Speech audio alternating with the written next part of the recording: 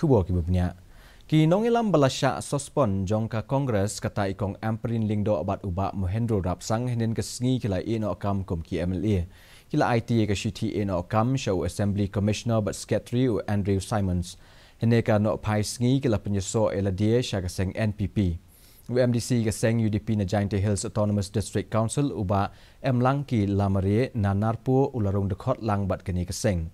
Ia ke program penrung dekot la pelong haga jinga donlang u National President na NPP ubalong ru u Menteri Rangba ke jela u Konrad Sangma haringkat u sembut Menteri Rangba uba Preston Tingsong.